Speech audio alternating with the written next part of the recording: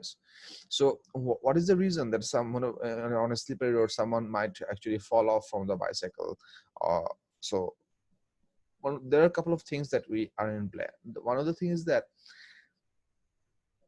if we want a certain vehicle, bicycle, bike, car, human being, if we want anything that to move forward and also accelerate, if you want something to accelerate forward, they have to have a way, or those things have to have a way, those vehicles have to have a way to exert a force onto the road surface by which they are going to push the road material backwards, and by Newton's third law, the road should be pushing them in the forward. That's a very simple Newton's third law application formula. And if that works perfectly, the person can go forward pretty well. Braking at for the case of braking, it is also equally applicable. What happens during the braking is that if a moving vehicle is about to brake, then they are gonna try to rotate their wheel in a speed that will be slower than the speed of the car.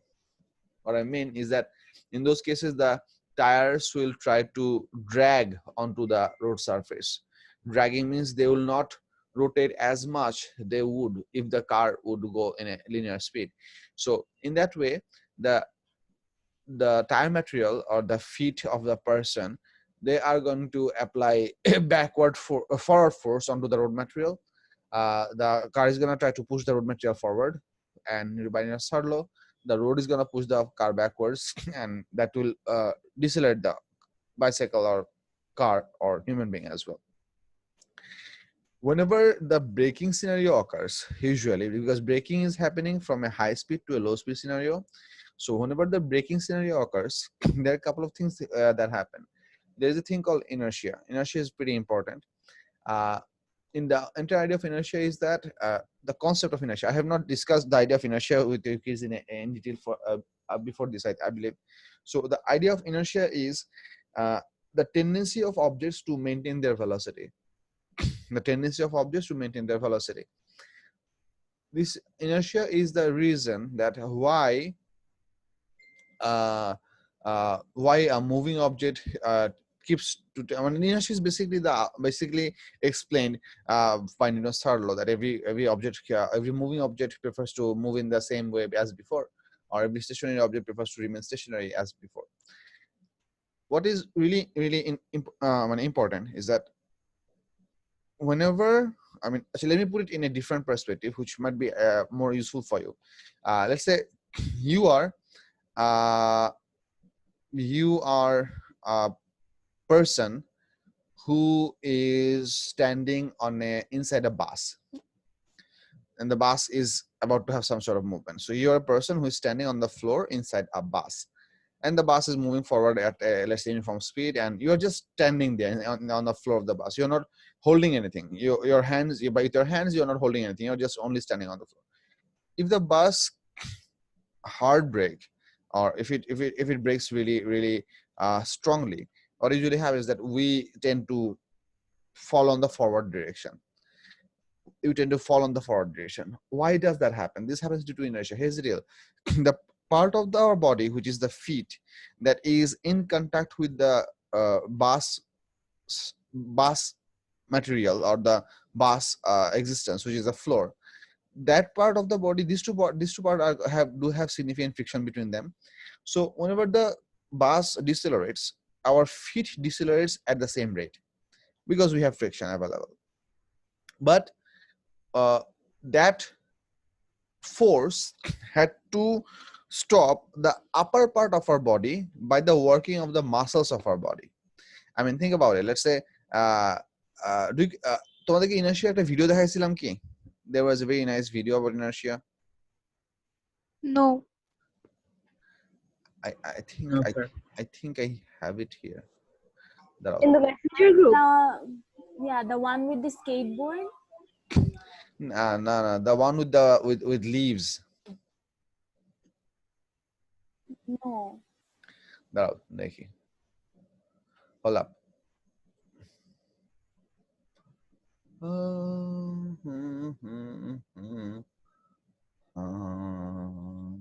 material. No, no. No, no, no.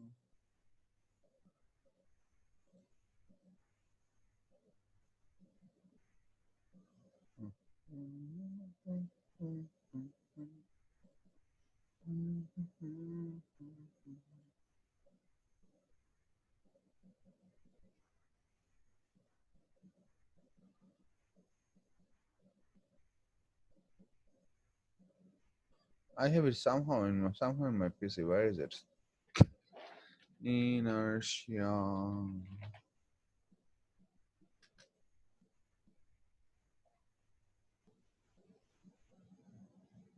Sir আপনি কি screen share of করে রেখেছেন? Yes.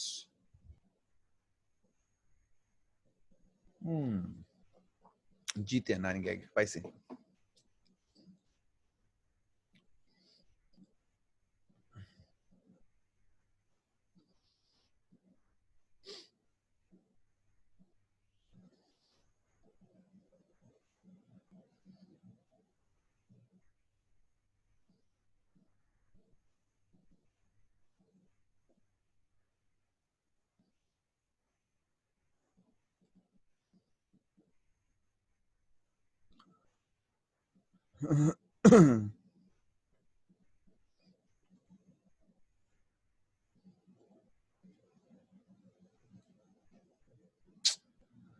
ওফো,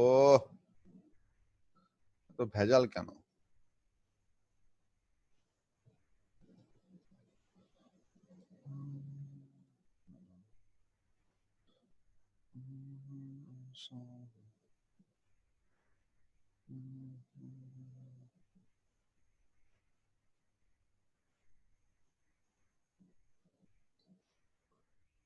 Where is inertia? কই গেল?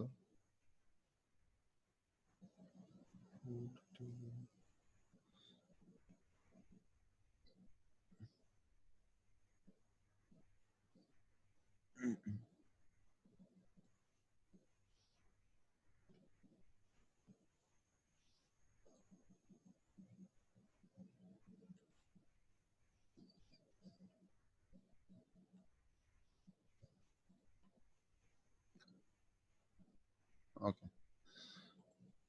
Got it. আমি এটা কি দিয়ে প্লে করব এটা হচ্ছে কথা।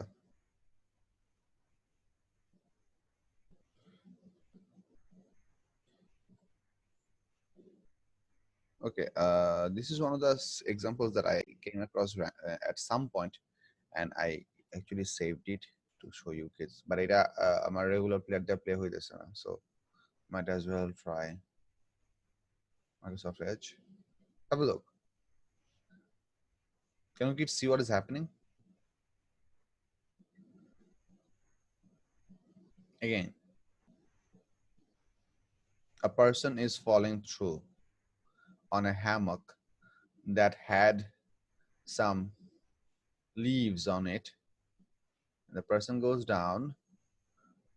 The entire hammock has left from the support point of the leaves, but the leaves are pretty much at their original position. They haven't started to fall down immediately because gravity has to work on them, because this hammock is now moving under the effect of its own weight, definitely, and also the additional force of the person's weight. So it has a much higher acceleration. So it moved off from its position downwards really fast.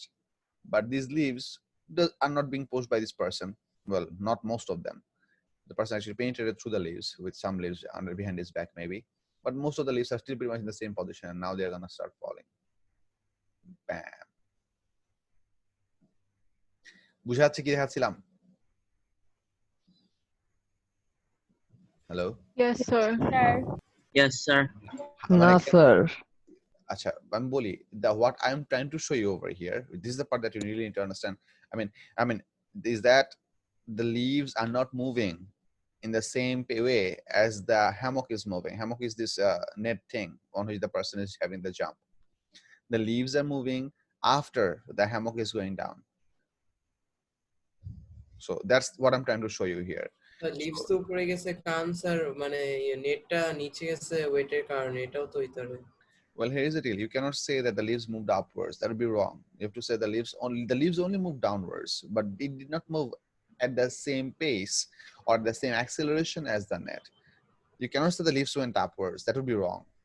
This is very important, because are the leaves being pushed upwards by any manner? After the bump, but not, I'm not talking about after that. I'm talking about from the falling to this point. The leaves didn't move upwards, but they moved slowly compared to the whole hammock. Sir, Yes, bolo. during an exam, for example, Yes. how would we write the situation down? So if this is they are asked to describe, that's your question. Yeah, something like that. Well, okay. I can try. I'm not stipulating how many marks is given to this question. If I want to give a full description along with the explanation as well, I mean, like I said, describe and explain what is happening here. I would put it this way: as a person falls onto the hammock, or should I use net? Does this sound better? Net. You can use net. Okay, fine. As a person hits on the net, he pushes down the net with his weight, and the net also has its own weight.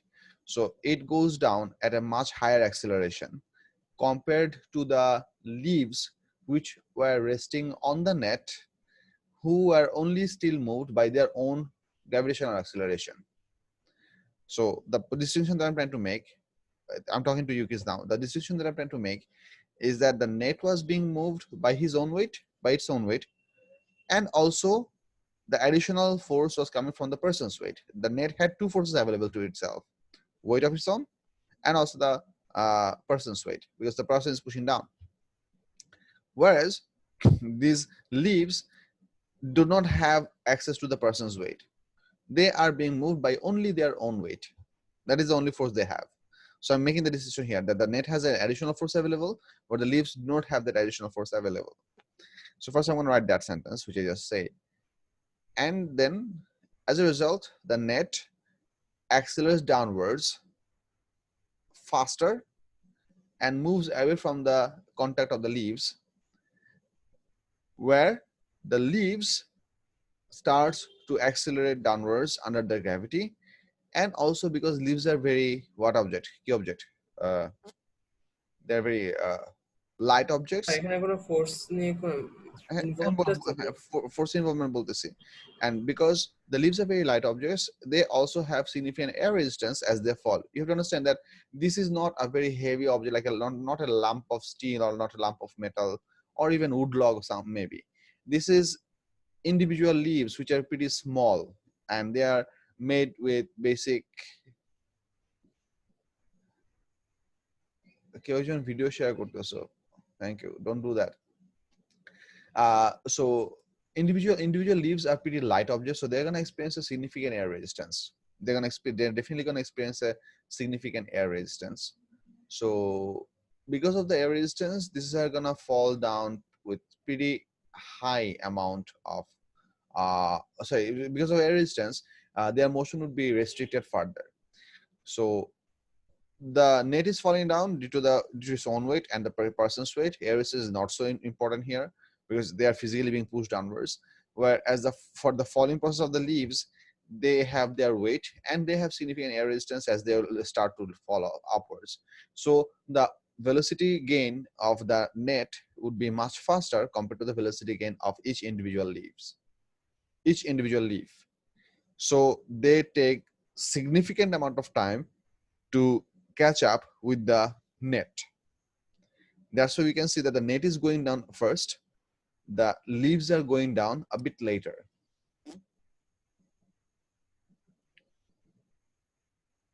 Does the explanation make sense? Yes, sir. Yes, sir. Yes, sir. It makes sense. জিজ্ঞেস করছিলা কে যেন আমি ভুলে গেছি, আমি নামটা খেয়াল করি নাই। Me, Anav Zarif. আচ্ছা আনাফ, বুঝা গেছে কি? Yes, sir, totally. আচ্ছা, হ্যাঁ সপ্তর্ষি বলো, you raise your hand. Sir, হ্যাঁ আপনি বললেন যে only force acting on the leaves is the gravitational field strength when it's accelerating downwards, right? So what is the difference between the forces acting on the leaves when it was resting on the net and when it started to accelerate downwards? Good. whenever it was resting on the net, the force acting on a single piece of leaf were 2. Its own weight was working downwards, and it was also experiencing a reaction force from the net material upwards. These two forces were balancing each other out, giving you a zero resultant force scenario, and that's why the leaves were initially resting on the net, like for a situation like this. So it experiences its weight downwards. It also experiences the contact force in the upward direction. Together they balance each other out, so the leaves are resting. That's before the starting of movement. Whenever the leaves start to move, let's say the person is now pushing the net down, and this is happening. Boom. So let's say in this case, as the leaves start to fall down, I mean, whenever the net has moved away from the bottom of the, or from the supporting point of the leaves, below the leaves, these leaves are not going to experience the reaction force anymore. So it still have the weight. Try to visualize that as long as the net was there, it has two forces available, upward and downward. Both forces are available, both are equal to each other. The moment the net is moving away, the upward force vanishes. The upward force vanishes, and only the downward force remains, which is the weight of the object. And because only the weight exists, now the leaf is going to start falling. As the leaf starts to fall, a new force starts to develop on itself, which is called the air resistance. So as the leaf falls further, it will definitely experience air resistance because it's a pretty light object. Light objects, and it's a less dense object, so it will be significantly affected by air resistance. That's the end point of your question. সব কিছু বুঝা গেছে কিনা? জি sir বোঝা গেছে, thank you. Sure. Labiba. Sir, then what does it have to do with inertia? Acha. What does it have to do with inertia?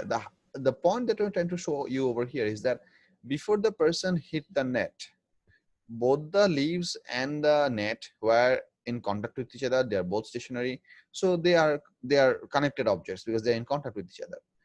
When the person hits the net goes away pretty fast because the nets are interconnected with their weaving pattern, but the leaves cannot move at the same pace as the net because they didn't have that force available to themselves.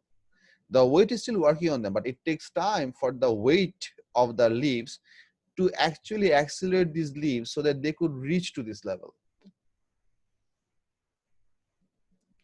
Which means the leaves were preferring to remain stationary because they were not allowed to remain stationary by removing the support, that is the net, from below them. The leaves did start to move, but that gap between the net moving and the leaf moving is very prominently visible in this video, which means the leaves were not willing to move as fast as the net was moving under them. So the leaves, due to their inertia, preferred not to move, but they eventually moved. But there was a gap, there was a lag, or there was a significantly observable time duration between these two happening.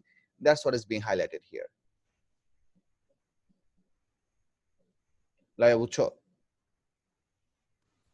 Yes, sir. মানে clearly বুঝা গেছে কিনা? Yes, sir. But I have another question. Go ahead.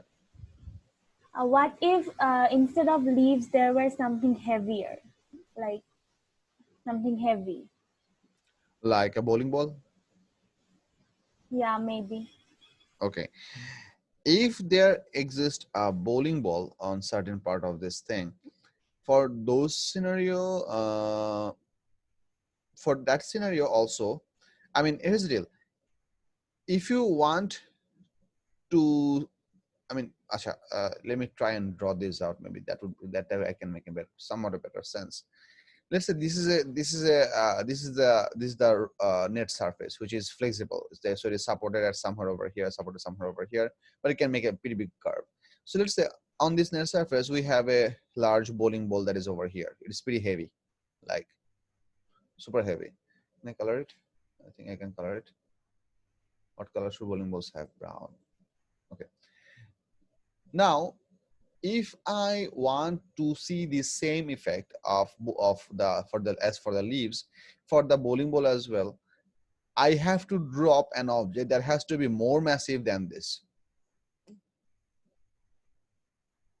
If I drop an object that is significantly massive compared to this bowling ball, then I can also see that this will be able to push the net down at a higher pace, or the acceleration will be higher, and we can, by a high-speed camera, we'll be able to capture that this bowling ball was actually floating in the air for some time apparently. Then it fell down, but we have to use a much higher object. But what if we don't use a higher object? What if we use a smaller? Let's say if we use a tennis ball, then what's going to happen? Let's say if we are going to drop a tennis ball over here. If you drop a tennis ball over here, that tennis ball will not be able to move It this. will not move. It will move. I mean, it will make some downward motion for this part, but it will not essentially be able to move the entire part of the net, or to be more accurate, the below part of the net that should essentially move down, because in this case the bigger weight belongs to the bigger weight belongs to the bowling ball. The bigger weight belongs to the bowling ball. So as a result, this thing would not be able to pull down this net downwards in a much strong way than the bowling ball is pushing it downwards. So in this case, we wouldn't be able to see it. I mean, what is more likely that this is gonna hit over here, and eventually this is gonna make a bounce upwards. This bowling ball is gonna be pretty much in contact with this thing. বুঝতে পারছি? Yes, sir. Achha. So the basic contrasting point over here is that how much weighty object or how much heavy object are we using to make this motion possible. That's the important bit that we're going to look for. Yes, Fabiha. Sir, yes. What if we use a drop a bowling ball that's of the same weight that's of the same mass as the bowling ball on the net? What happens then?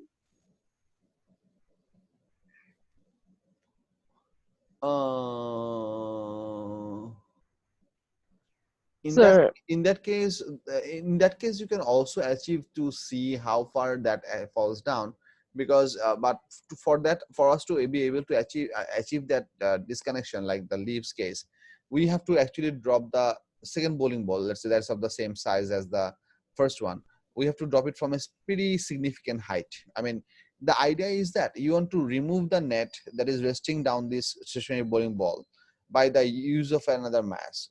If that has to happen, this part of the net must have a downward acceleration much bigger than the gravitational acceleration. That additional acceleration must come from the push of the fallen body.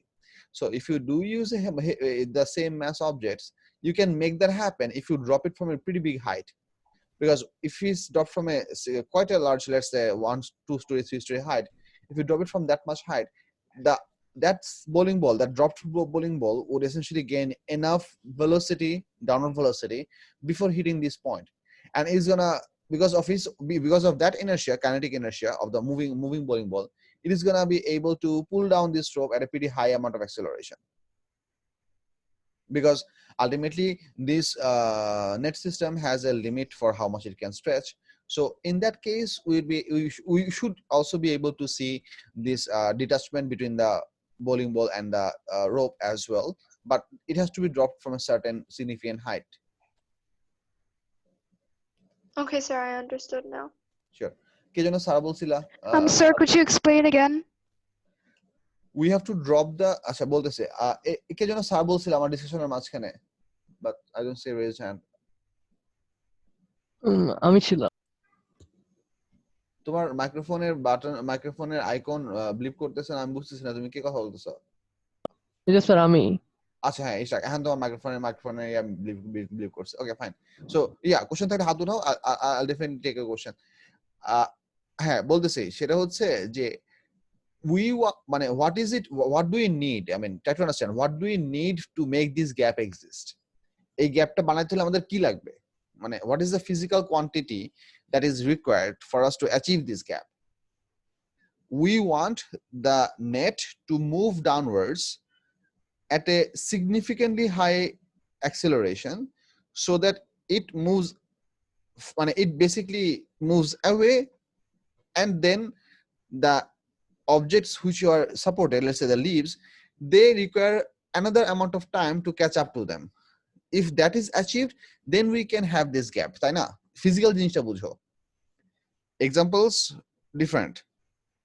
We need to move the net downwards with such a high amount of acceleration so that they are going to move away from below the leaves at a really high pace. Pace in this case, I'm meaning velocity. And the leaves will have to catch up to that net. They are not going to be moving in the same speed. You have to understand, this is only possible because the person jumped from a pretty high level. If someone, let's say, if someone walks into this net structure, they should never be able to see that, because whenever someone is walking into the net structure from the side, for example, then they are going to apply their weight gradually onto this net. So you're never going to have these things. See, the person actually fell off from a pretty large height. I mean, as that video shows us, that he is somewhere over here, pretty high above. I'm not sure exactly. I do not do a scaling for how tall he's falling from, but he's falling off a pretty large height, and then because of that height, he is producing enough force onto the net material for which this gap is being produced. So that's the important part. The applied force has to be really abrupt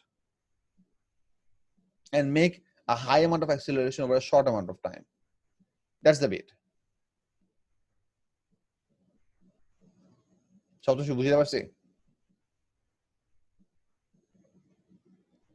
G sir.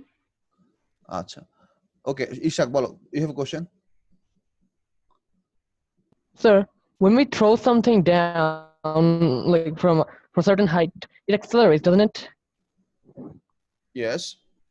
Does it accelerate constantly, or does the acceleration increase over time? There are multiple things in play. Are we considering air resistance existing or not existing? Nothing, no resistance. No air resistance. No air resistance. Yes, let's just assume. Okay, let's assume no air resistance. Beautiful. So let's say we are going to throw some object down. So here's the deal. Let's say we are at a higher level than the ground, and we're holding something in our hand, and we're about to throw it down. So in order to throw it down, we usually, what do? We usually lift our hand to a bit higher height than our regular height, and then we start to push that object downwards with our hand. So we add a downward force.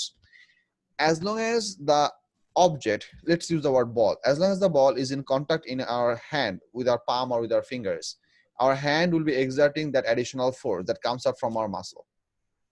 So for that duration of contact between hand and the ball will have a total force that comes from the hand and also its own weight, because own weight is inevitable. You cannot get rid of it. There is no change for that factor.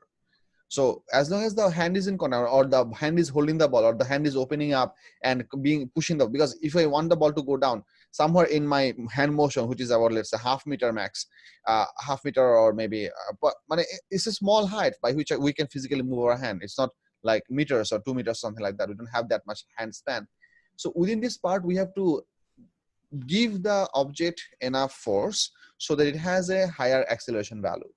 So for that duration, when the ball and the hand are in contact, the ball will experience a force that will will come from its own weight and also the push force of the hand. Whenever the ball loses its contact from the hand, from that point onwards till the point it hits the ground, the only force that it will have available is weight. And so does the height it falls from, does that affect its acceleration? The height it falls from, are you asking, does the height affect acceleration, or the acceleration affects the height? Which one are you asking? Does the height affect the acceleration? The height of the fall, does it affect the acceleration? The height of the fall, does it acceleration? No, the acceleration is affected by your driving mechanism. Driving mechanism means the reason for which the forces are existing. In these cases, the height from which the object is being thrown, the ball is being thrown, that is not a reason for the creation or the control of the forces. I mean, the weight force exists because of the attraction between the earth and the ball, and the downward force from hand exists because of depends upon the strength of that person or the skill of that person, to be more exact. So those things are not affected by height. Okay, thank you, sir. Sure. Yeah, Satoshi, do you still have a question, or that's from earlier? Sir, the first one was not my question. Someone else asked it. Okay, Satoshi, yeah, please, sorry, go ahead. Yeah, if you don't have a question, please preferably drop your hand, Ishak. That will be appreciated. Sir, I have a question. Yeah, go ahead, Satoshi. Sir, when the person bounces back, I get the energy conversion that there is elastic potential energy and it gets GPE. But what is the forces acting on it when it is bouncing back? Okay, I'll tell you. But can you try?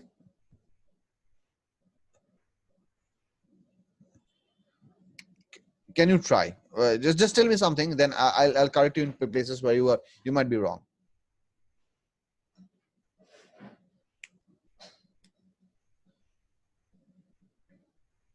It has a force which comes from the net. Okay, beautiful. And Does it experience air resistance? let's consider, for the sake of simplicity, resistance is not present for the person because the person is a pretty dense object. So, but if you want to consider that, okay, fine, air resistance might okay, let's consider resistance is significant. Yes, there is air resistance, but there is also a default force which you cannot get rid of.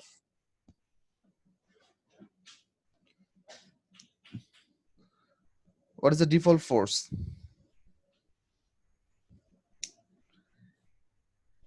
What is the force that everything exists, everything experiences? Weight. Gravitational field Gravitational strength. Exactly, weight. So as the person is going upwards while in contact with the net, he is subjected to three forces. Let's say the upward force from the net is going to work upwards because the net is trying to push himself upwards. The weight is going to work downwards, and because in this motion the motion is upwards, so air resistance being a resistive force, that's going to work downwards. So we have, how many forces do we have in the upward direction? One. That is the force from the net. We have two forces in the downward direction, weight and air resistance. Since we can see the person is actually accelerating upwards, he's being pushed off in the upward direction. So we can say the person is actually, in this case, the upward force has to be bigger compared to the summation of the downward forces. So which means that the push from the net, so if I just draw it over here, the push from the net, that should be bigger compared to the total sum of weight and air resistance. I'm not showing this. This figure is not drawn to scale, which means they are not exactly accurate. When the length of the arrows do not represent those forces, so don't bother that. But I'm trying to show you just the existence of these forces. These are force from the net, the elastic force that happens due to the deformation. So the sum of these two, for as long as the person is going up, the sum of these two would be smaller compared to the upward force. So in this case, the F net would be bigger compared to the sum of weight plus air resistance. So if you want to find the resultant force, that will be coming from the subtraction of these two, and that basically what makes the person go upwards. Yes, sir, I got it. Yes, sir. Yes, sir. Beautiful. Anything else? Ishak, yes, you have a question? Sir, when the person jumps on the net is stretched, so doesn't tension act on it? Yeah, tension acts on the fabric of the nets. That is an internal force of the net. That force is not experienced by the person. The person experiences the effect of the force. I mean, the net experiences tension through its own structure. That is the existence of the tension force is essentially how the net stores the GP plus K of the falling persons into elastic potential energy. So the net stores the energy within itself by virtue of the tension that exists between the net material or the strings by which the net is made from. But the person, he does not experience that tension because he's not being stretched. He's falling downwards. Understood. Thank you, sir. Sure. So I really wanted to show, I really saved you this because if you think about this example, there are a lot of different things that you can ask. I really appreciate all of your questions, and thank you very much for that as well. So we'll go get back to the example that I was saying. So the thing that I was discussing a bit earlier, it was that what is going to happen. I mean, so so I was talking about the bus case. So consider this scenario for a moving bus. Let's say a bus is already moving. So every part of the passenger who is standing inside the bus. I don't want to draw it over here, or should I draw it over here? Okay, I can draw it over here. let's say this is a bus with headlights over here, windshields over here, driver over here. This is the door of the bus, and this is the floor of the bus inside the door. And there exists a person who is standing on the bus floor without holding anything. So the hands are free, and these are the wheels. Let's say for the time being, the bus is going forward at some speed. Okay. The figure is not beautiful, but is it understandable? Yes, sir. Yes, sir. Yes, sir. Okay. In physics, you don't have to draw beautiful figure. You cannot at all ever draw offensive figures. I mean, don't imply that even. Don't ever. Please don't do that. But your figure should be understandable. Makes sense. That's why That's why labeling comes in. I mean, even if your figure is not beautiful like mine, but if you do enough labeling, it gets the job done. So here, what is happening? Whenever this whenever this bus will undergo braking, this lower part, the feet part of the passenger, this part is gonna decelerate pretty nicely because we have friction. There exists a significant friction between the person's feet and the floor of the bus. So this region is gonna slow down pretty well. But to have the other parts, I mean, if you try to think over here, because the person is not a solid object like a metal rod. A human being is made up with joints and everything. So assume the person, or other than considering the person, assume that if we had a pile of bricks,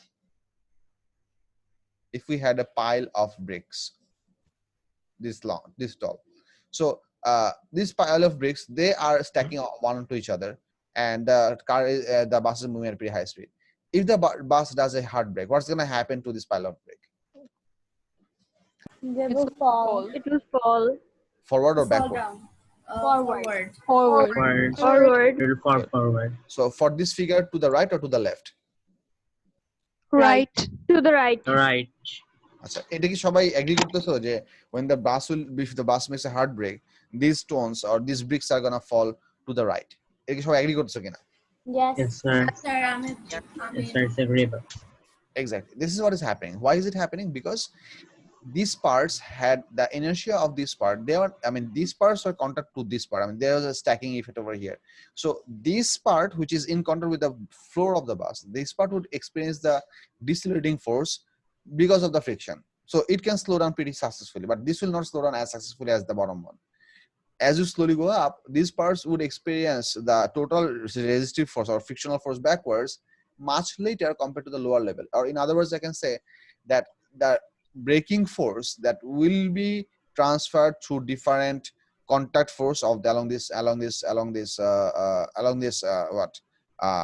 contact surfaces, those braking forces are gonna have a gradient variation, which means this one will experience the biggest braking force, a bit smaller, even smaller.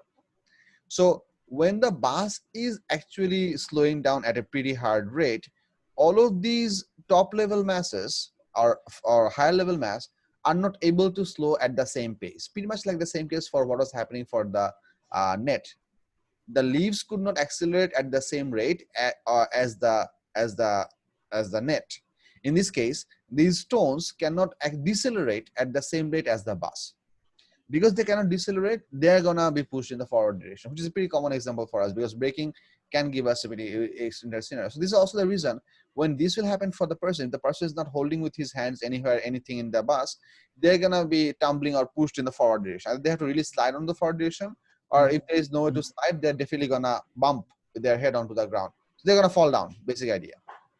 So this is also applicable for people on bicycle as well. I mean, in a bus, you are basically in a box which protects you. So even if you fall down, there is not the possibility that you're gonna fall out of the door and eventually get smashed by a tractor or 16-wheeler. That's not actually very natural, but not impossible. Let's say probability is always there as long as the door is open. So, for a bicycle, that can happen.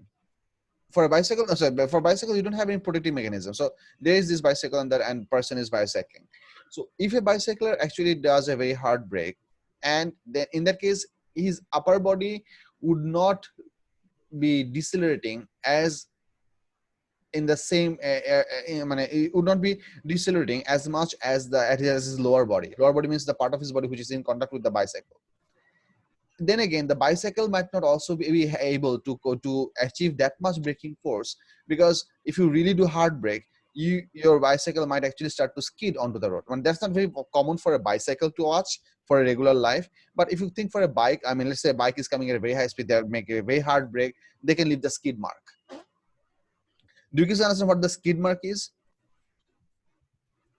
A skid mark. So for those who do not know what that thing is, it might be a bit of a hard for you to visualize this. Skid mark হচ্ছে গাড়ি break করার সময় যে এই যে এরকম যে দাগগুলি হয় যেগুলো হচ্ছে স্কিড, মানে বেসিক্যালি ড্রিফটিং করার সময় ড্রাইভাররা যে মার্কগুলো মেক করে সেগুলো হচ্ছে স্কিড মার্ক। ঠিক আছে? So if a car is trying to brake,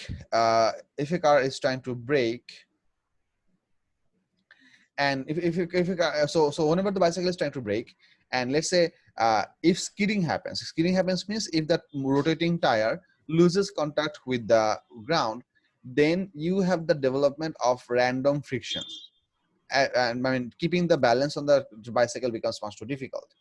That's when people can fall over. This is one of the reasons. I mean, I'm talking about going in a straight road and making a really hard brake. এটা পরে আরেকটা scenario বলবো, সেটা হচ্ছে turning এর সময় কি হবে সেটা একটু পরে বলতেছি, বাট এই এক্সাম্পলটা বুঝা গেছে কিনা?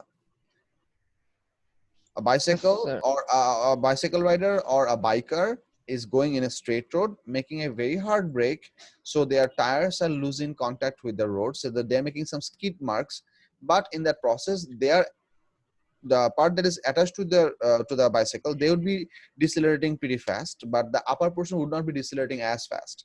So they might undergo that thing. This is one of the reasons that racing bikes have this shape. Let me show you this. This would make sense to you.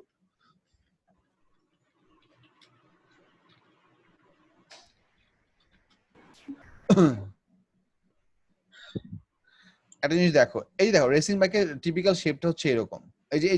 এই শেপটা দেখছো? Have a look. Yes, sir. There is a pretty large bump over here. Do you see beyond the fuel tank? There's a really large bump. So there's a pretty big hill over here. This large hill is essentially what is used to decelerate the person by applying force on a structure that goes even up to the chest of the rider. Typical biker structure কিন্তু এরকম না। Typical biker structure কি রকম? Typical biker structure হচ্ছে normal. For example, normal bike, motorcycle.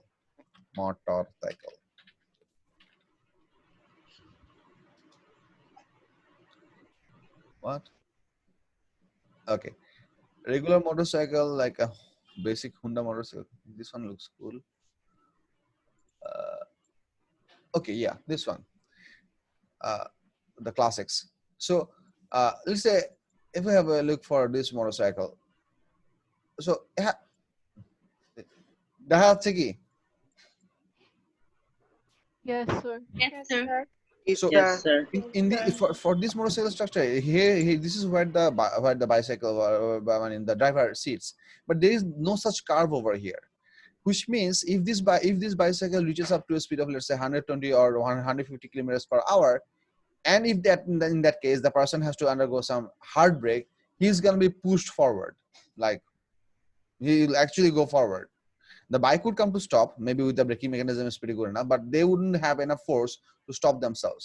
But that is not the case for racing bike, because you have that bump over here. For example, you have that bump over here.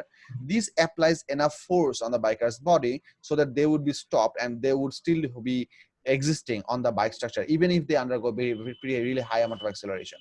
So this dent structure that you see, it's not basically designed for cool effects. It's designed for basic physics ideas. কিছু বুঝাইতে পারলাম? Yes, Yes, sir. sir. Yes, sir.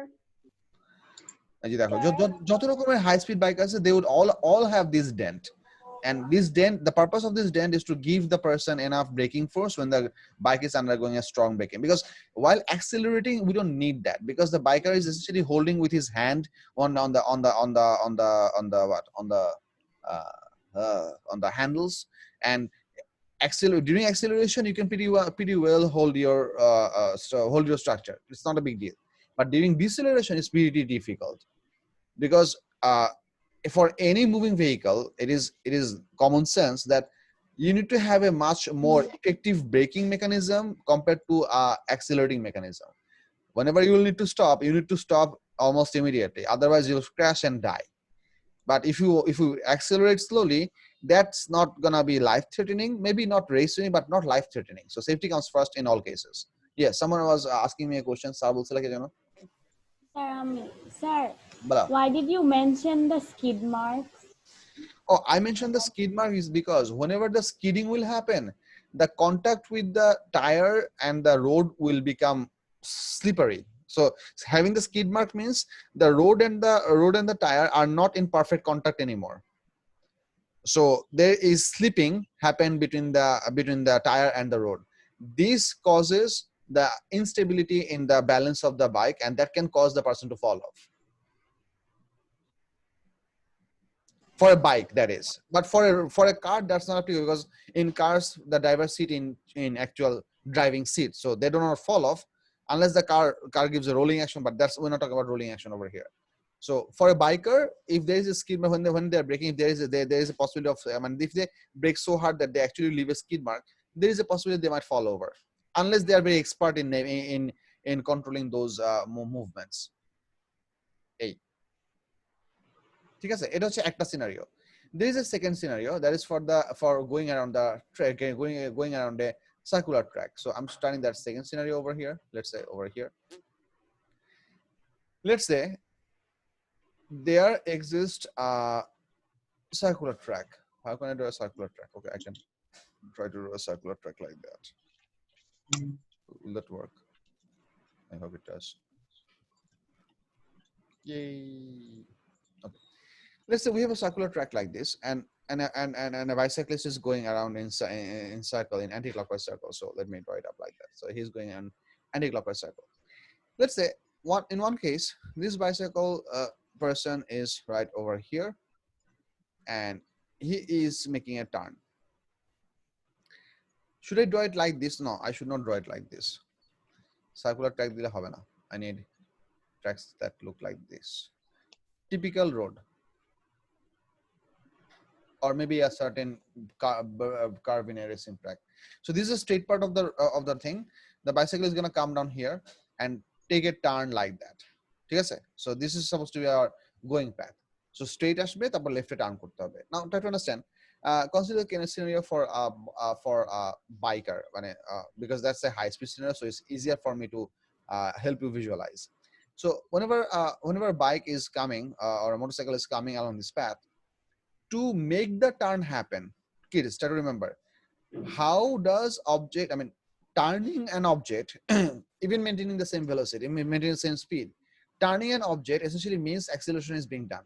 Would you agree? Yes, sir. Yes, sir. Because Yes. turning means change of velocity in terms of change of direction. So turning also means change of velocity, which means turning also means acceleration. Achha. So whenever the motorcycle has to turn, it has to have the required force that will cause it to turn to the left. So try to understand, whenever any object is turning left, in which direction? So if this is the pathway of an object to move, so you are having the velocity turning left. So in which direction should the centripetal force work? Towards the left. Left. Towards the inside of the curve. Yes. That is a more what can I say, generalized and safe description. It will work towards the inside of the curve. So a curve perfectly circular now hoite pare. So if we say, for example, a track that goes around in parabolic shape, তখন কি আমাদের centripetal force কাজ করবে না? করবে, but তখন continuous centripetal force এর ডিরেকশনটাও অল্প অল্প করে চেঞ্জ হতে থাকে, because the path is not perfectly circular. But if it's a curved path, the centripetal force will always work towards the center. So this is the pathway of the velocity. If this is the velocity along the path, the centripetal forces are going to work this way, which means whenever the biker has to make this turn possible, somehow they have to develop onto themselves and the motorcycle a force that will exist towards this center. এরকম একটা force exist করতে হবে। এরকম একটা force যখন তারপর exist করবে, ওই ফোর্সটাকে ইউজ করে সে কি করতে হবে, টার্নটা পসিবল করবে। and as he's gonna come out of this turn, let's say this is entering the turn, turning happening, going out of the turn. As the person is gonna be going out of the turn, they have to make this force 0, because if they don't make this force 0, then they're gonna keep turning and eventually hit this on the left side. So they have to develop the they have to develop the centripetal force as they enter into the turn, and they have to get rid of that force as they leave out from the turn. এই পার্টটুক বুঝা গেছে কিনা? Yes, sir. Yes, Yes, sir. Yes, Now- sir. হ্যাঁ, beautiful. এখন কথা হচ্ছে এই ফোর্সটা আসবে কোথা থেকে? টায়ার্স আর রোডের ফ্রিকশন থেকে। এসেনশিয়ালি কিডস, তোমাদেরকে একটা সিম্পল জিনিস বলি। Any object, moving object, complicated object, simple object, doesn't matter, any object cannot have forces from within itself. There has to be some reference, some other mechanism. Sorry, I mean, এটা আমি ঠিক বললাম? এটা আমি ঠিক বলিস না? এটা আমি ঠিক বলছি? এটা আমি ঠিক বলি না? ঠিক বলি মানে একদিকে লিন করা লাগবে, কাত হওয়া লাগবে। হ্যাঁ, একদিকে লিন করা লাগবে। আচ্ছা না, আমি ডিফাইন বলি। Let's say as the bike is essentially undergoing this curvature track, to have this force, the bike has to lean to the left, and by leaning to the left, what is going to happen? That you understand? মনে করো হচ্ছে এটা হচ্ছে মনে করো road, ঠিক আছে? Biker is coming in along this path. Let me draw the green. The biker is coming in this way, and now let's say he have leaned to the left, so he's turned his wheel. So by the force of the tire, he is trying to push the road material outwards. Try to understand. I'm saying, if this road was not an asphalt, if it's not an asphalt road, if this road is made up of gravel, or if this road is made up of sand, as the person leans to the left, the road material is going to be pushed outwards, right? Yes. Yes, sir. Can Yes, you sir. visualize this? Sir, can you explain again? I'll show you something. Hold up. কি যেন দেখাবো? আচ্ছা, হ্যাঁ হ্যাঁ হ্যাঁ।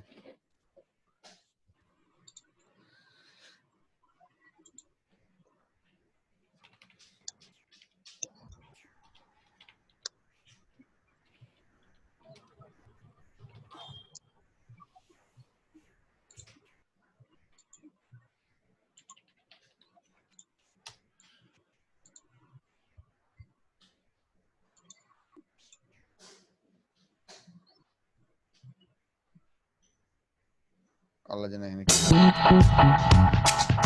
Motorcycle Adventure Dirt Bike TV is proudly supported by Adventure Spec in England. And here comes a truck. To Queensland, which is a bit. So how's the road to Burke? I've never. Otherwise, he would have got stuck. The guys, the mud is so bad now that you can see that. There he comes. And have a go at this. Nugget, you're not looking after your bike, mate. Nah. Here they come.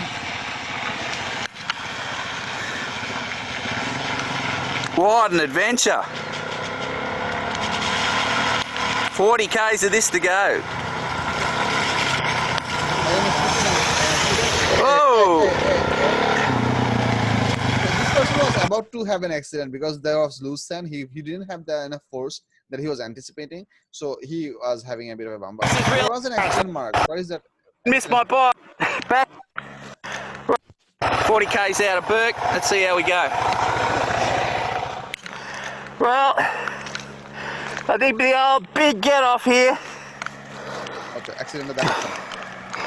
But he slid round, lost it, backwards. That's what. What's going on here? Dust and I know your carby's going. Oh, yeah, I got some.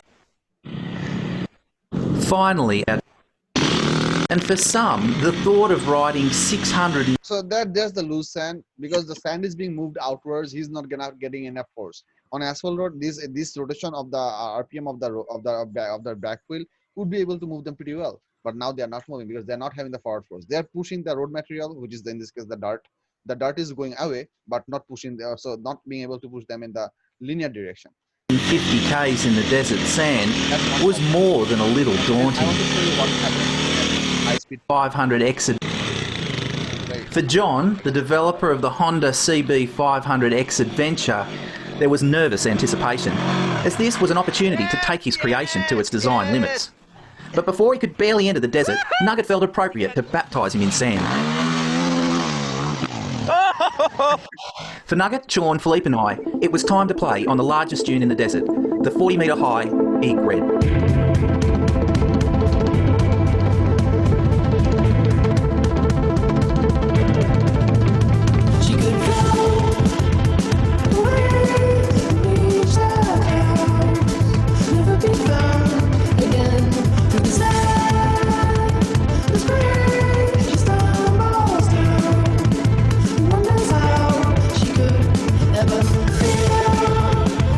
It was satisfying seeing months of planning coming together.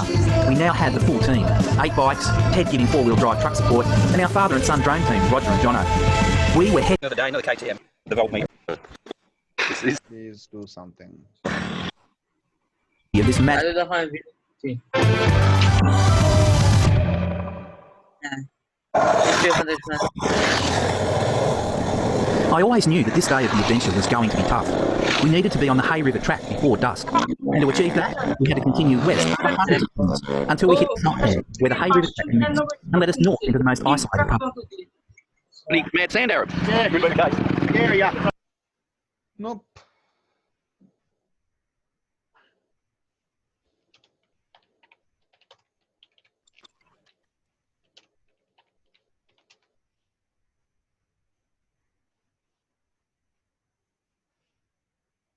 Speed turn.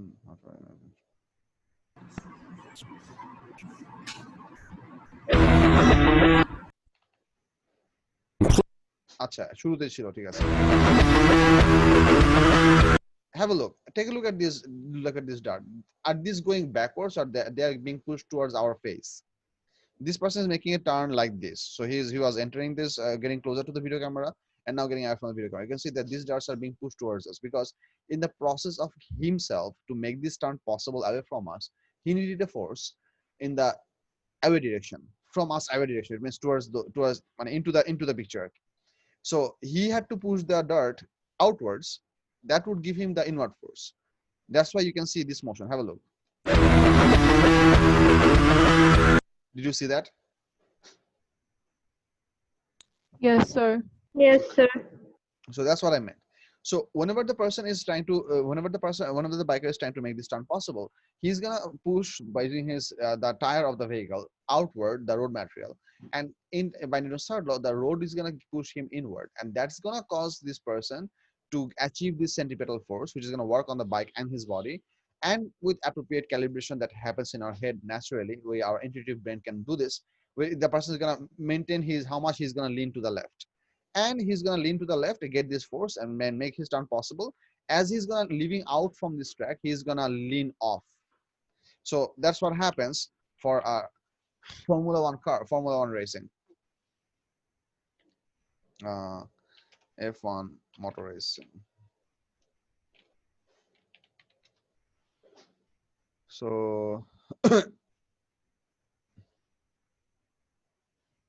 yeah, we can actually see any of these.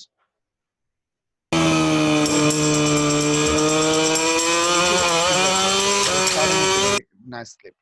So what is happening here? This person could maintain their speed and the lean angle at a proper value so that they could execute this entire turn at a pretty high speed. But this person leaned more than required. So he was assuming that he would require more force to make, maybe because or he leaned more than how much was required. So the road could not sustain that leaning effect, and as a result, this person is going to fall off. That's one of the reasons to fall off.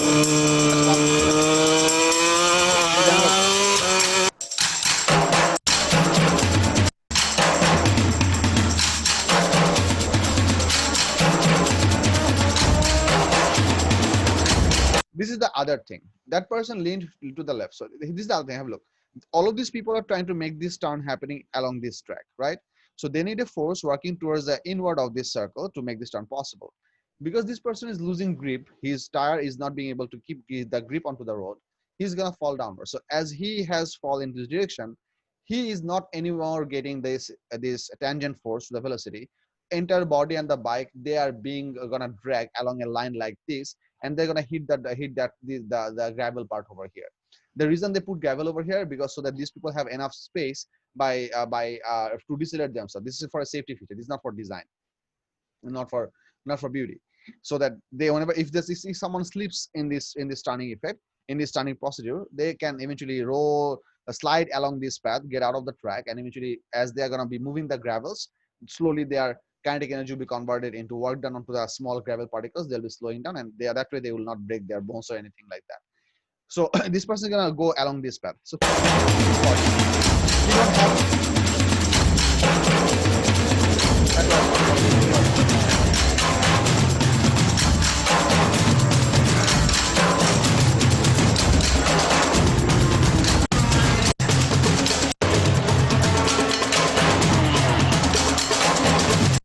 now I think you can see, I mean, this person made an accident somewhere along this part of the track, assuming the track is big. So this bike is going this way, and he is going the other way, because they had different, I mean, they detached from each other at a different speed value, so they had different trajectories.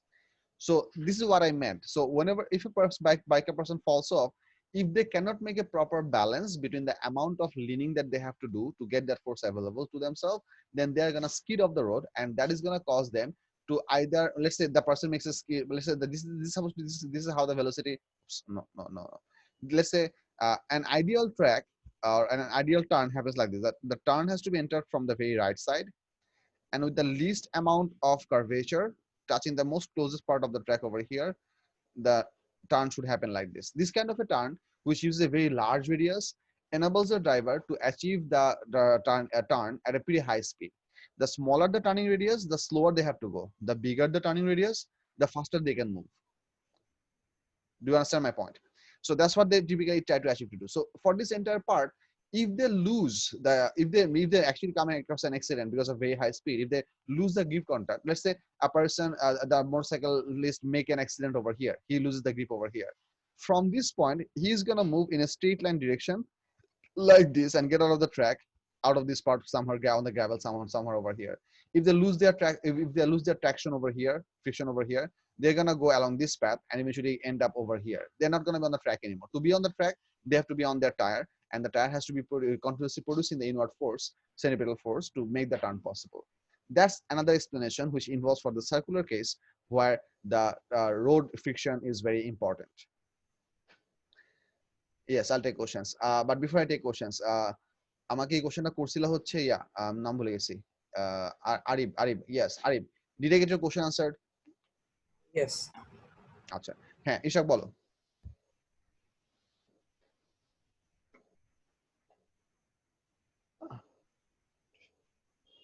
Ishaq বলো, you have a question? Yes, sir. Sir আপনি যখন বলছিলেন যে বাইকটা turn করার সময় road material pushes the road material in the opposite direction. What if it's like riding on a slippery and hard surface that it can dig into, like? Oh, in that case, because of the slipping, I mean, in that case, what happens in a dirt surface? In a dirt surface, the road material is actually stuck with the tire, but they are not solid on their own. That's why you don't have that much inward force. That's problem for the loose material. For asphalt pitch that is oiled, let's say asphalt pitch, so the road is pretty strong, but the surface is slippery, the person simply does not have enough force, because there is not enough friction that exists between the tire and the road. So the amount of force that they would require to maintain a high speed turn is not going to be possible. So they really have to slow down pretty high and make the turn very carefully, and then they can go, once again start to accelerate in the forward direction. So the part of the track that is slippery, let's say if there is some oil spillage, or there is some what can I say, there is some on a rainy day, for example, the road is entirely, or the track is entirely wet, they have to make that turn at a much lower speed, so that they do not lose that frictional grip onto the road using their tire. The basic frictional force becomes low. Yes, Laviva. Sir, I didn't understand why do they need to lean so that in a proper way. So how does the leaning help? That's your question? Yeah, yeah.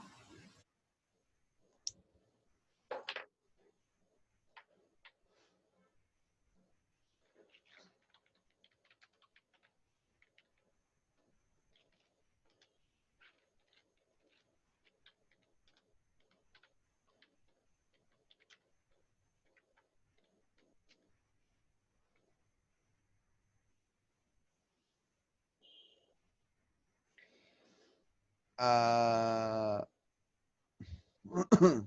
do you guys understand center of gravity? Yes, sir. No. Let me give you the concept of center of gravity, which might as well be an important thing. Center of gravity for an object. I mean, in physics, we usually talk about making objects or making the discussion simplified. To make something simplified, in many cases, we can consider a large object as a particle. If we Joshim, যে কোনোটা খাওয়ালে হবে, but যে কোনো কিছু খাও, চা বা coffee. আচ্ছা, this okay, fine. Sorry. So in order to have easier description of a scenario, we can consider all the mass of a large object to be concentrated at a single point, and that single point where all the mass can be considered to be concentrated is what we call the center of gravity. আমি আবার বলতেছি, the point where all the mass of a large object can be considered to be concentrated is what we call the center of gravity. So আমি যদি এখানে এই ফিগারটা দেখাই, let's say this is actually pretty nice figure. I think this will work out pretty well. I hope. Open image in new tab. I can copy this, paste it over here, make it a bit bigger. All right. So whenever the person is going in a straight road and he's about to enter into the turn, this horizontal force would not exist. I mean, this force over here is given to make sense that what is about to happen. If a person is going in a straight line, then the weight works vertically down. Here, the center of gravity of the bicyclist is considered to be somewhere over here, maybe close to the belly button or something. So this is the average center of the mass of the bicycles. So whenever the person is going in a straight road, weight and normal reaction force, they balance each other out, so there is no turning effect. Whenever they're about to make a turn, they would require a force that should exist to the left. I mean, if they're turning left, they should lean to the left. This force have to be achieved somehow. Where would this force come from? Whenever they lean, have a look, whenever they are leaning, the weight is getting offset from this point. The weight is getting offset from this point. Now let me, if I try to take this figure out apart, for example, let's say this is the center, this is the person, this is the center of gravity, this is no, the person should not look like this. So let's say this is the person and this is the body of the person, and hands, and then let's say legs. Okay, let's say this is the center of gravity. Earlier the weight was working vertically downwards, so the normal reaction force which is available from the contact point of the tire with the ground, that and the weight, then these two were perfectly aligned. Whenever they lean, the weight works. Let me use a different size arrow. So the weight works in this direction, but the reaction force works in this opposite direction. Now try to think about it. If you have this kind of two opposite forces working on an object, I mean, isn't there, I mean, considering only these two forces, the weight and the normal reaction force, wouldn't these two forces essentially try to make the entire person rotate anti-clockwise? Have a look. You have two forces which are working like that, one working this way, the other working this way. If this is true, shouldn't the object get a tendency to go anti-clockwise rotation? Yes, sir. এই জিনিসটা normally বুঝো, এটা হওয়ার কথা কিনা? This is supposed to happen. So this is overcome by having this additional frictional force. So in the process, this frictional force comes in and stops the rotation. I mean, how much this frictional force should happen? I mean, so because of the friction of the road, by the amount of leaning, there exists a force in this direction. This one produces another clockwise turning effect, and these two turning effects cancels each other out. How much should this I mean, if you have a bigger anti-clockwise movement, you would require a bigger horizontal force to make a bigger a clockwise movement so that the person can be moment-wise stationary. Moment আমরা এখনো পড়াই নাই, but এটা eventually আসবে আমাদের discussion. This is actually a part from moment chapter, but it should make sense to you. I'm trying to make sense with you. So if the person leans more on the left, they're gonna get a much bigger centripetal force. Using a bigger centripetal force, they can execute the turn more steeply, or they can make a really sharp turn. So if they lean less, then they're going to be able to get a much smaller centripetal force. So they will have to go in a much larger track or much larger arc, much larger radius arc to make the turn possible. So leaning essentially develops this frictional force. এখানে কিন্তু frictional force হবে না. Like I said, this is not supposed to happen. We want this to happen for the turn to exist. To make this force available, we have to lean to the left, which gives us this frictional force that counterbalances the moment effect and that allows the person to go around in a circle. So the answer to your question, Labiba, is that by leaning, they develop the frictional force, lateral frictional force. That is, lateral means if your velocity is forward, you're going to develop the frictional force perpendicular to the velocity. That's why I'm using the word lateral. So to make that happen, to make what happen? কি বলছিলাম?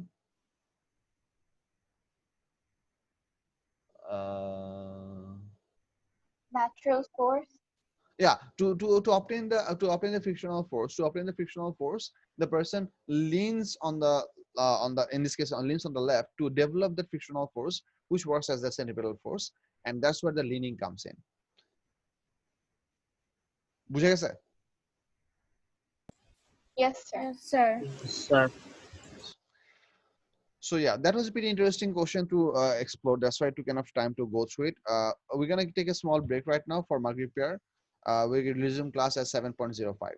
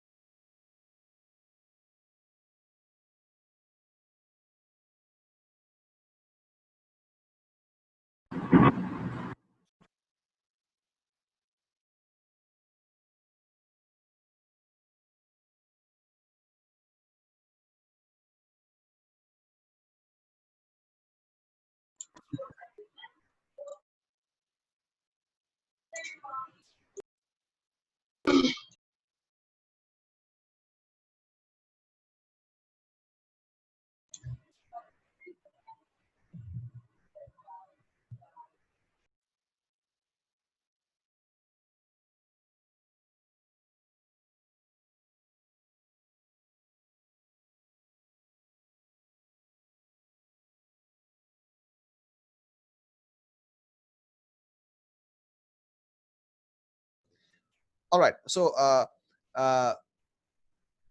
we have resumed class. So I'll just start solving this question over here. And before I jump into this thing, I want you to understand how to solve this question paper or any worksheet that is. So I want to teach you the mechanism which will help you in the long run for most of your syllabus volume. Do you kids know how to download question paper from the internet? Past year question paper কিভাবে download করতে এটা কি সবাই জানো? Yes, sir. Yes, sir. sir. Like from Sir, GC Papa guide or Cambridge এর মাধ্যমে Papa Cambridge or GC guide যে কোনো একখান থেকে নামানো যায়, ঠিক আছে? extreme paper. Extreme papers, yeah. So you guys know this thing. So how should you solve a question? So let's say we're gonna try and solve this question number 1 that we have over here, and let's go for it. Question 1 will say figure 1.1 shows the distance time graph for a journey made by a cyclist between town A and town B. Actually, before jumping into this thing, I can give you the instruction page. I can I can show you the instruction that I usually always give out, which is not present here. So I might as well go for different folder. Any folder will work. This is from A levels because I know for a fact that I included this instruction in the A levels worksheet. Maybe not present for you. I need all of you to read these parts. I'll zoom in. Read this part.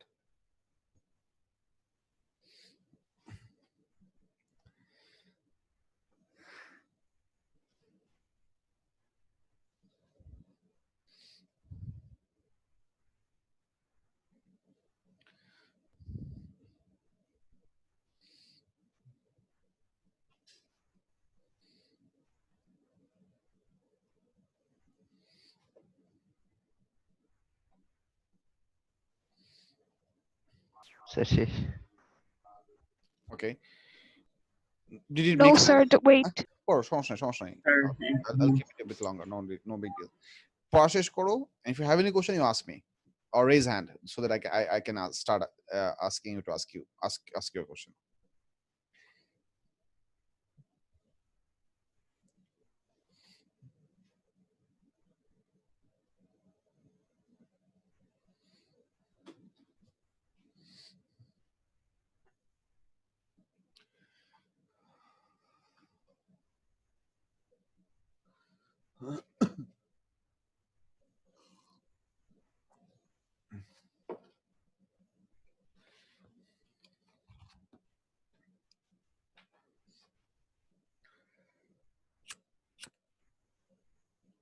Done? Yes. sir. Minutes, sir. There's enough time to read up this whole thing. So I'll start my discussion. So the way I'm telling you this, that if you can solve the question, check the answer with the mark schemes. If you're correct, well done and move on. So you don't have to bother about this. Here's the deal. Stuff that you can make sense and can write the answer in the first attempt, you can rest assured, take the guarantee from me that you will almost never mess up this question. Your brain will always think that answer in that same exact sequence, or if it's a mathematical question, you'll always be able to solve the question. I mean, your preparation for the question is pretty much done. You might have to practice every once in a while so that you don't forget the mechanism, but your brain will not, in general, produce a different set of thinking line for those specific questions. So that's one thing that is important. Second, if you're incorrect, try to find out the mistake by going to the mark scheme very minutely and slowly. Put a small cross mark at the left of the question mark, which means in the worksheet. This for future revision. By consulting the mark scheme, if you can find your error, put a small tick mark at the left of that cross mark. That means that you have understood your error, and you don't have to ask this about this question in the solution class. So you know what mistake you made, and you could detect that mistake, and you are happy with the solution that the mark scheme gives you, and you are acquainted, you are contented with the amount of understanding that you have. If you answer anything by guessing, I recommend giving a question mark sign, or you can give an exclamation sign, or if you I mean, you can use your own signing mechanism. For example, in some cases, in one of my worksheets in earlier batches, I saw that someone replaced this question mark sign with the Harry Potter sign, you know, that thing, triangle and circle and vertical line. Like these were the ambiguous questions. Johnny, sir. Yeah. So you can use your own symbol method. That's perfectly okay with me. But you have to have a mark. So this is for future revision as well. I mean, something that you guessed that you know for by heart that you guessed it, but somehow it did match. Then you need to revise it as well, because something that you do answer by guessing, not being sure about it, would essentially require further attention. And then you will always have that if you mark descriptive or note like questions by putting a couple of stars on the list of the question, these are your treasures. These questions are the things which are which come by state and explain, describe and explain, stuff like those. So in places where you write theoretical sentence made answers, where you give out the reason or you state out a certain mechanism for something to work out, so you would require, irrespective of your capability, I recommend that you have to revise these things. These are important. Then comes the important bit. Do read the examiner's report along with the mark scheme to have the best understanding. This is really important. By reading the examiner's report, you will know what the examiners are looking from you out of a specific question. And best of all, you start to think like the examiners over time. This is the highest level of excellence. So kids, here's the deal. In order to excel at the physics, there are two parts that is important, which I have told you in our starting class as well, is that primarily you have to understand the subject material, what is being taught properly. You have to understand the cause and effect. Secondly, you also have to write the appropriate set of words to score good marks out of your understanding. I mean, one of the problems that kids face is that they understand the topic pretty well. Like if I ask them to explain something, they are really good and they can really articulate that idea in terms of words if they're talking to me. But whenever they're about to write some question, they mess up the wording and almost never scores full mark. Like descriptive question, in a descriptive question, maybe they're scoring 3 out of 4 or maybe 2 out of 4. Or they're always losing 1 or 2 marks in all of the descriptive question. This happens. You have to develop that skill as well. That what should I write, how should I think, and what should be the sequence of those writing, so that I can make sense to the examiner that I know this thing. You have to convince your examiner of the fact that you know what you're doing. So that's where the examiner's report comes in. Let me show you what the examiner's report are. In any year, if you go into the website, for example, let's say if I go to Papa Cambridge, these are the O-level question papers. Did I just enter the wrong thing? Yeah, chat found it. Definitely, I knew it. How can I go inside? This web page is openness of knowledge. I cannot go into Papa Cambridge. That's like bad. Sir আপনি এটাই করে আর না হলে আপনি extreme পেপারে যান No, I'm going to GC guide. GC guide should work.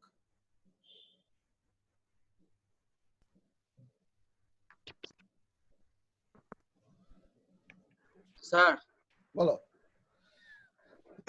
বলো আপনার কি সেফ সার্চ অন করা আছে? Safe search default safe search to moderate dawa, but I use an antivirus because I'm always online, and an antivirus is good. So okay, so maybe GC guide is not up. Okay, সমস্যা নাই, question নামানো problem না, question সবখান থেকে নামানো যায়। গুগলে search মারলে GC guide এর অল্টারনেটিভ পেপার বাইর হয়, papers.gc guide, so www.gc guide is down. This should work. No, it shouldn't. gcguide.com home.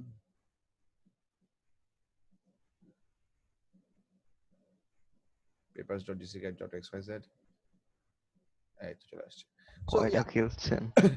মানে they undergo a lot of copyright claim from a lot of sources, because these things are not supposed to be made available. I mean, as per law or regulation goes, you're supposed to access these things only from CIE, but they have uploaded this, so they come across some pretty good hammering from the internet stuff. So yeah, happens. So this is the O-levels part. You go in there, and then let's say I'll be going to finding out the physics. Physics 5054. This is your GC O-level syllabus. And let's say if I go into one of the recent years, let's say this is May June 12. S12 means summer 12, summer 12 means May June 12, and W means winter, which means October session. Have a look. Here starts the total PDF selection for the May June 12. So first of all, you have ER. This is the examiner's report. Then you have they have IR for the lab paper. This is 3-1 is lab paper variant 1, lab paper variant 2. Then mark schemes. All of these things are mark schemes. Then comes the question paper. These are pretty simple. So this is the ER examiner's report, which you should also have a look at. Now let me tell you what the ERs are about. So let's try and solve this question. Then we'll talk about the content of the mark scheme and the ER of this same question as well. So I need to find out that folder. Okay, now I should be able to find out the folder pretty well. This says new O-level batch, new class 9. So yeah, this is the ER and this is the mark scheme. Okay. So in question number 1 it says figure 1.1 shows the distance time graph for a journey made by a cyclist between town A and B. So we have the distance versus time graph given. The cyclist leaves town A at time t equals to 0, arrives at time B at t equals to 4.0 hours. Determine the distance between the two towns. So how do you determine the distance between the two towns? By finding out the area, right? Yes, sir. From the graph, it's the distance. It's a distance time graph. It's a distance time graph. It's not velocity time graph. You don't have to look out for graph for area calculation. Sir এখানে 59 না তাহলে হবে Only 59 is the correct answer. 58 হবে না?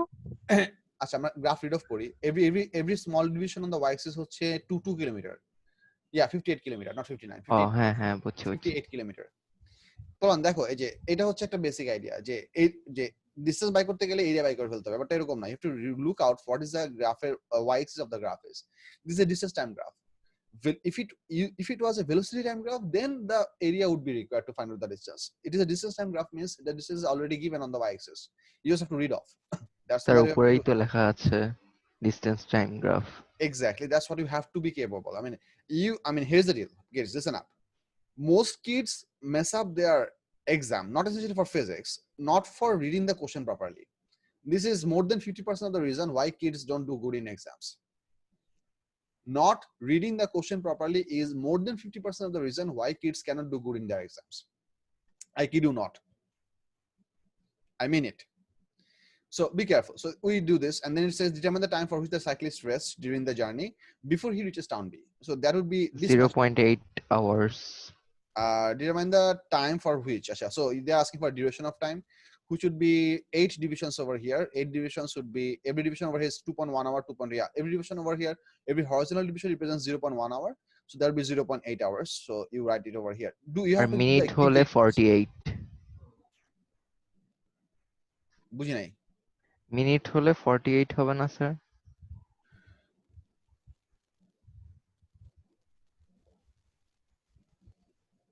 8 by 10 into 60. Yeah, 48 হবে. Yes. In option just B, it says the speed of the cyclist near the end of the journey is greater than the speed at the beginning. She state how the graph shows this. So they are asking for a state question, not an explanation. So how do you state this from the graph? That for close to the end, the speed is higher compared to the starting. The graph becomes steeper. The graph becomes The gradient is greater. Gradient is greater. Both of them are equally correct. Anything else? Any other wording that you went for? Kids, respond. Anything else that you tried? Maybe not. So gradient is steeper, or the graph is steeper, or gradient is higher. You can mention that because this is a 1 mark question. Stating the duration of time is not going to be required because that's only a 1 mark question. But if it had 2 or 3 marks, I might as well recommend that you use the time values to exactly specify which segments are you trying to compare in between. এটা 1 মার্কের কোশ্চেনের জন্য লাগবে না। C number, calculate the average speed of the cyclist for the journey from A to B. Average speed বের করার জন্য আমাদের speed হচ্ছে total distance by total time. The total distance over here was how much? 58 kilometers.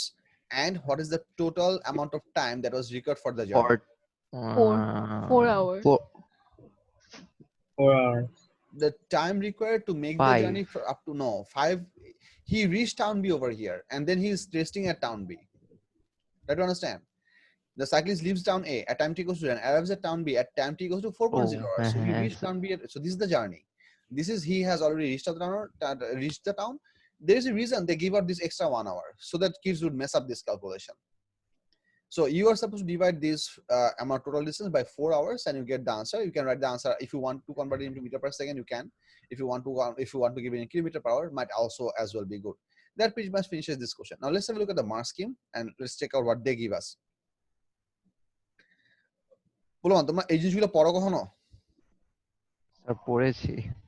আচ্ছা এই জিনিসগুলো পড়বা, লাইফে একবার হলেও পড়া দরকার আছে, because if these things give you a good insight what you are supposed to write to score that mark. These are aimed for the examiner. If you know how the examiners will judge you, you can write that way so the examiners will definitely give you mark. So reading these parts at least once and make sense out of them is important. These things are usually identical in all the mark schemes, so you don't have to read it every single time you come across my mark scheme, but reading them at least once is really important. I'm not giving you time to go through this one right now because we have only 7 minutes left in the class, so I'm gonna jump into the mark scheme. 58 kilometers, 0.8 hour or 48 minute, steeper or larger, slope or gradient, or travels a longer distance in the same unit time, or takes a shorter time to travel the same distance, covers more distance in less time. So any set of wording is good, and that gives you that explanation mark. Sir এখানে B1 C1 এগুলা কি বুঝে?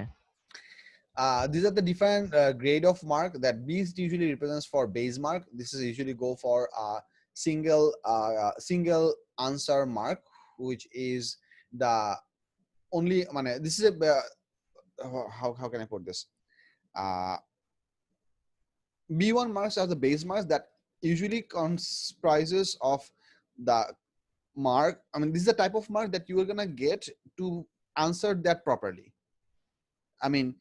That checks your understanding of physics, or in other words, I can say that did you use the appropriate logic for this? That's your C mark. এটা So that's your B mark. Sorry, C mark stands for concept mark. Have a look. If you are doing this case, doing the question 1C, S equals to D over T, that gives you numeric or algebraic. Any way you can write this. Numeric or algebraic means that you can write D/T, or you can. What they are trying to show over here is that if you directly write S equals to 58 kilometers divided by 4 hours, you are basically using the expression of this equation, distance over time. So even if you don't write the exact formula in their variable format, you'd still be given that concept mark. Concept mark means you were able to choose that formula to go for that math. So you're gonna score this mark if some sort of division of distance over time is seen. Then the answer is supposed to be 15 kilometers per hour. Let's say you wrote these numbers correctly, but you messed up your calculation and you got, let's say, 14 or 16. You get a number different than 15. In that case, you're gonna get the concept mark, which means that you're gonna be credited for the concept that you could choose the appropriate formula, but you're not going to get the answer mark. A1 mark stands for the answer mark. Answer mark stipulates that your answer should be exactly matching digit to digit to this one. For example, this answer is given into 2SF. Maybe your calculated value was 15.2. Let's say maybe your calculator gave you 15.2. So if you convert 15.2 into 2SF number as shown in the mark scheme, does it match? What is the 2SF conversion of 15.2? 15. So if it does match that way, you can move on. But let's say your calculation gave you 15.8. Then the mark scheme gives you 15. What is the 2SF conversion for 15.8? 16. Then you should know that your answer, your calculation has some mistake. You should redo your calculation, look down into the math to match it to the same value of SF conversion. So the rounded off answer from your calculation should match with the given number of digits in the question, and that matching incident scores you the answer mark. Difference. This is not a very difficult question, but let's go for the examiner's report and let's see what they have to say about this question, what did the kids do and what is their idea. Have a look. Was this 21 or 22? This is 21. So 505421 May June 2009 here. So let's have a look at these 3 examiners report. Have a look. A, the majority of candidates give the correct response in 1, although a number of weaker candidates give the distance traveled between the resting place and town B. So some kids did give this much as the distance. This is a common mistake that what they are implying. I don't know why would someone do that. The answers in 2.2 showed that the majority of the candidates could interpret the distance time graph correctly. One common error was for the time of the cyclist starting the rest period to be taken as 2.02 rather than 2.2 hours. Eta hocche graph read off er bhul.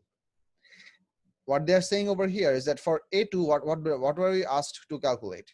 For A2, we are asked to calculate determine the time for which the cyclist rests during their journey. So how much? So this point over here is 2.2. So 2.1, 2.2, 2.3, 2.4, 2.5, and then 2.6, 7, 8, 9, 8, 9, 3. So some kids assume this level over here is 2.02. I don't know why. I mean, that's a difficulty that these kids have in terms of the reading the scale of the graph. So that was a common type of mistake. Oops, oops, no. Okay, got it. So so in this case, they're essentially telling you what are the most common type of mistakes that the kids came across. This is essentially what you need to know about a question. That এখানে এই ভুলটা হইতে পারে বা examiner এই ভুলগুলি পাইছে, so I should be careful about not to do these mistakes. Let's have a look at B. Most candidates correctly answer this question by commenting on the gradient or the slope of the graph. Some correctly suggested that the cyclist travels a larger distance in the same time. Others such as travels less distance in less time, or distance and time are higher at the end of the journey, were not specific enough to be awarded credit. So people who gave this kind of phrases did not score this 1 mark. So this is where they are stipulating what type of wording are considered to be vague, and this will not give you the marks. You have to be specific in your choice of words. This is what I mean by always stating out this word, that you should be careful about choice of words and be able to write the answer correctly and blah blah blah whatnot. In number C, it says the formula relating speed, distance, and time was well known. Average speed was usually calculated correctly. A significant number of candidates use the total time shown on the graph in the calculation rather than the time for the journey. Exactly the mistake one of our classmates did, using 5 hours instead of 4 hours. Or calculate the two speeds and average them, or fail to give a unit for their final answer. So if someone messes up, if someone do not give a correct unit, or someone doesn't write a unit for a mathematical answer, they're gonna get a 0. They're gonna get a -1 for messing up the unit. So in all of these questions, have a look. In all of these questions, if you don't write the unit over here, even if your answer is correct, you're gonna lose that mark. The negative marking. No, you're gonna get 0 over here. -1 for that question. I'm saying -1 means you're gonna get 0 for this question. I mean, the reason I'm talking about -1 because that's how I mark the exam papers. I give the kids negative mark, then I separate those negative marks from the whole mark. Oh, which is okay. So even if let's say you write this thing over here as 58, then if you do write meter, then you're gonna get 0 for this. 58 is a correct measurement from the graph, but if you do mess up the unit, you're gonna for messing up the unit or not writing the unit, you'll always lose 1 mark in that mathematical answer. Goes without saying. So এখানে আমাদের unit লেখা লাগবে, এখানে একটা proper unit লেখা লাগবে, এখানে আমাদের একটা প্রপার ইউনিট লেখা লাগবে। সো এই সবগুলো ইউনিট লেখার জন্য আলাদা আলাদা 1 মার্ক করে থাকে, যেটা আমাদের এখানে মার্কস স্কিম বলেছে যে পরিমাণে এই জিনিসটা গড়বড় করছে। Do you understand what is happening in the examination paper? Do you understand the significance that why I'm emphasizing this content? Polaban, I'll let you go.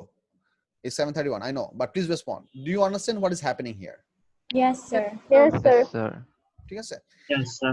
Yes, So sir. that's the importance of going to the examination report. You can always download the examination report. Typically, after the questions come out of a certain year, examination report takes about 1 or 2 months time to be released, because CIE takes some good amount of care to make the examination report proper.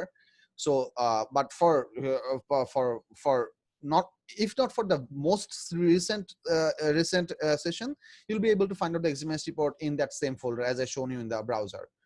So going to the examination report gives you a holistic idea for what was supposed to be done and what shouldn't be done, and what stuff should I be careful about. Everything that is said over here is basically what I could have told you as a teacher to be careful about. Check this out. These are the stuff that I need to tell you. Eta korba na, eta bhul korba na, ekhane 2.202 dhorba na. This is basically your content. So try to respond to this availability so that you can understand things better. You can learn slowly at the beginning, which is perfectly appreciated. But at the beginning, as you are learning how to learn, take your time. Be slow, no big deal. But once you get the hang of it, that this is the correct procedure that I'm going to go for, you can really speed up your learning process, no big deal. But if you mess up something at the beginning, that thing would be replicated further down the line. This is very hazardous to correct in the long process. বুঝা গেছে কি বলছি? জি sir. Yes, sir. Listen up. তোমাদের এখানে আজকে 2টা question তোমাদের homework ছিল। সেই 2টা কোশ্চেন তোমাদের আমি ধরে নিচ্ছি তোমাদের 2টা কোশ্চেন সবাই অলরেডি আজকে করছো। যারা করো নাই তারা করবা। আমি আজকে ক্লাস শেষ হওয়ার পর আরো 2টা question paper with there marks scheme and examination report আমি আপলোড করব। Or should I only upload the question, because I want you guys to find out the marks in examination report on your own? Should that be a good practice? I think that should be. I'll only upload the question paper with the possible question that I want to discuss as the homework for the Friday class. Okay, so I'll upload 2 more questions, and I would like to discuss those questions on the Friday class as well. And tomorrow we have a booklet giving duration from kalki kibar Wednesday na Wednesday. Wednesday. এক minute Yes, sir. Wednesday. কালকে Wednesday আমার এই ক্লাসটা actually বাদ গেছে so yes hey yeah I'll be available from 3 p.m. to 6 p.m. to attend your parents or kids can give out and you have to sign an acknowledgement that you received the paper and you can take out your booklet and thank you very much for your patience. যারা আসতে পারবা না বা you are sure that you cannot show up on the next day you should contact me through messenger and for those who cannot come at all for example I know that some of you live in Uttara and Shantinagar those places I'll be sending these out through Patho delivery service sir আপনি এই অ্যাড্রেসটা তো পরে পাঠাবেন না Messenger হ্যাঁ আমার address এবং গুগল ম্যাপের পুরো লিংক দিয়ে পাঠাবো যাতে করে তুমি just if you just click that on your phone you'll directly get my address আচ্ছা okay so kids thank you very much good night আর হচ্ছে তোমরা আমি যে কোশ্চেনগুলো দিব ওগুলো মার্কস কিংবা এক্সাম রিপোর্ট নেট থেকে নামাবা মানে তোমরা সলভ করার পরে নামাবা নামায় নিজেরা ট্রায়াল এন্ড এরর করে দেখবা যে সবকিছু বুঝা গেল কিনা এরপরে যা কিছু বুঝা না যাবে সেগুলো আমি তোমাদেরকে বুঝাই দিব বলো Sir, what about the makeup class? আচ্ছা হ্যাঁ আনাফজারিস আমাকে স্যার মেকআপ ক্লাস ঠিক আছে একটা ছোট একটা হেল্প করে আমাকে ফ্রাইডে ক্লাসের শুরুতে আমাকে একটু মেকআপ ক্লাসের টাইমিংটা সেট করার একটু আলাপ করো so that we can talk about at least one class per week for the makeup because it's not going to be possible to do all the makeup class in a single week that would be too much but so that we can maintain yes do you will we have any Eid holiday? We will. When is the Eid? The Eid is next month. Yeah. 31st so either of it শুনো typically ঈদের জন্য আমি চেষ্টা করি হচ্ছে exactly 7 দিনের বন্ধ দেওয়ার জন্য মানে that's what I do for every Eid so রোজার সময় 7 দিন মানে 7 দিন বলছে 7 দিন মানে not for entire week but not from like Saturday to Friday 7 days that's what I prefer to do so that I miss even number of classes for all the batches and then I start the whole process so you're going to get a 7 days gap for Eid sir মানে ঈদের আগে আর পরে yes মিলে বুঝছি thank you very much good night আসসালামু আলাইকুম sir Assalamu alaikum. Allah Hafiz. Assalamu alaikum.